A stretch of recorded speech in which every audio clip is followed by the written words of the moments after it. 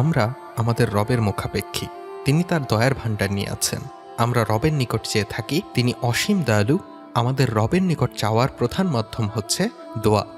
ইসলামের পরিভাষায় দোয়া আরবিতে বহু বচন, আদিয়া আরবিতে টেমপ্লেট বলা হয়। শব্দটির আক্ষরিক অর্থ আহ্বান বা ডাকা, যা ইসলামে একটি বিশুদ্ধ মিনতি প্রক্রিয়া।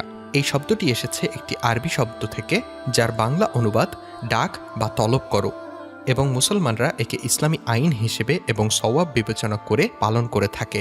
আমাদের রাসূল পাক সাল্লাল্লাহু আলাইহি ওয়াসাল্লাম ইরশাদ করেন, দোয়া হলো ইবাদতের সারাংশ। আর আল্লাহ তার প্রেরিত ধর্মগ্রন্থ আল কোরআনে বলেছেন, তোমাদের পালনকর্তা বলেন, তোমরা আমাকে ডাকো, আমি তোমাদের ডাকে সাড়া দেব। যারা আমার ইবাদতে অহংকার করে তারা সত্যরই জাহান্নামের দাখিল হবে এবং লাঞ্ছিত হবে। সূরা আল মুমিন আয়াত 60। অর্থাৎ আল্লাহর সৃষ্টির 18,000 মতান্তরে তার চেয়ে বেশি মাখলুকাত দোয়ার মাধ্যমে আল্লাহর নিকট কোনো কিছু চেয়ে থাকে। প্রিয় আলোর পথের যাত্রীরা, পার্থিব জীবনে আমরা কারো কাছে কোনো কিছু চাইলে দেখা যায় নমনীয় এবং বিনয়ের সাথে চেয়ে থাকি।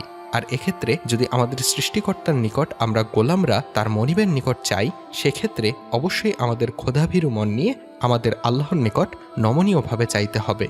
সেক্ষেত্রে যদি আমাদের মন আর হৃদয়ের সমঝোতা না থাকে, দোয়া করছি আল্লাহর নিকট, আর আমাদের মন পড়ে আছে পার্থিব জীবন নিয়ে, তাহলে কি আমাদের দোয়া কবুল হবে? প্রিয় ভিউয়ার্স, চলুন জেনে নিই যে গুরুত্বপূর্ণ 4টি বিশেষ ভুলের কারণে আমাদের দোয়াসমূহ মহান আল্লাহর নিকট কবুল হয় না। হারাম উপার্জন।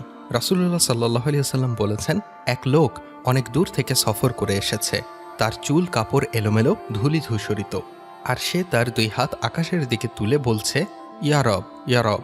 অথচ তার খাবার হারাম, তার পানীয় হারাম, তার পরনের কাপড় হারাম, আর তার শরীর পুষ্ট হয়েছে হারাম দিয়ে। এমন অবস্থায় কিভাবে তার দোয়া কবুল হতে পারে? মুসলিম। আমাদের উপার্জনের প্রতিটা পয়সা যদি হারাম উৎস অথবা সুদ থেকে এসে থাকে, তাহলে কিভাবে আমরা আশা করতে পারি যে আল্লাহ সুবহানাহু ওয়া তাআলা আমাদের দোয়া কবুল করবেন? আল্লাহ সুবহানাহু ওয়া তাআলা আমাদের জন্য সুদকে হারাম করেছেন, সূরা আল বাকারা 2, 278, 279। অথচ আমরা এমনভাবে সুদ গ্রহণ করি যেন এটা কোনো অপরাধী না। আল্লাহ সুবহানাহু ওয়া তাআলা এবং তার রাসূল সাল্লাল্লাহু আলাইহি ওয়াসাল্লাম সুদখোরদের সাথে যুদ্ধ ঘোষণা করেছেন। এত বড় হুঁশিয়ারি আসা সত্ত্বেও আমরা সুদ ছাড়তে পারি না। আফসোস যে আমরা আল্লাহ সুবহানাহু ওয়া তাআলাকে খুশি করার জন্য এই সামান্য কাজটাও করতে পারি না। অথচ আমরা আশা করি যে আল্লাহ রাব্বুল আলামিন আমাদের সমস্ত গুনাহ মাফ করে দেবেন আর আমাদের সমস্ত চাহিদা মিটিয়ে দেবেন। এত বড় অবিবেচক আমরা। দোয়া নিয়ে উদাসীনতা। চোখ বন্ধ, হাত পেতে রাখা, ঠোঁট নড়ছে, মুখ চলছে অবিরাম, কিন্তু মন আর হৃদয় অন্য জগতে। মুখের কথা আর অন্তরের চিন্তায় বিস্তর ফারাক। এই যদি হয় আল্লাহ রাব্বুল আলামিনের কাছে কিছু চাওয়ার সময় আমাদের মনের অবস্থা, তাহলে দোয়া কবুল না হওয়াতে আর আশ্চর্যের কি আছে? জি না, আমরা অনেকে আল্লাহ তাআলার কাছে কিছু চাইতে থাকি এমন অবস্থায় যে আমার চাওয়ার মুহূর্তেও জঘন্য সব গুনাহে লিপ্ত। এগুলো এমন সব গুনাহ যার গোপনীয়তা আমরা সমাজের সামনে খুব সতর্কতার সাথে বজায় রাখি। অথচ যখন আমরা এসব করি তখন আল্লাহ তাআলার দৃষ্টিসীমার মধ্যেই করি। জিনার ব্যাপারে ইসলামের নিষেধাজ্ঞা এতটাই কঠোর যে আল্লাহ তাআলা আমাদের এর ধারে কাছেও যেতে মানা করে দিয়েছেন। আর এতে জড়িয়ে পড়া তো অনেক পরের কথা। সূরা আল ইসরা 17-32। যখন জিনাকারী ব্যক্তি তার লজ্জাকর কাজ সমাপ্ত করে, তখন সে তার বিশাল অপরাধের বোঝা নিয়ে আল্লাহর কাছে আরও নিয়ামত চাইতে থাকে। সুবহানাল্লাহ। এভাবে আল্লাহর সামনে হাজির হতে কি তার লজ্জা করে না? কবিরা গুনাহ, গীবত, পরনিন্দা, মিথ্যাচার, প্রতারণা, অন্যকে কষ্ট দেয়া এবং এরকম অন্যান্য সকল কাজ আল্লাহ তাআলা নিষেধ করেছেন। আর আমরা মনে করি যে আমরা আল্লাহর অবাধ্যতা করতে থাকা অবস্থায় তিনি আমাদের দোয়া কবুল করবেন। কোন সাহসে আমরা আল্লাহ সুবহানাহু ওয়া তাআলার সামনে দাঁড়াই যখন কিনা আমরা তার হুকুমের ঠিক বিপরীত কাজ করে চলছি? তবে আশার বিষয় হচ্ছে, আমরা যেই বিষয় নিয়ে আলোচনা শুরু করেছিলাম তার আরও একটি দিক রয়েছে।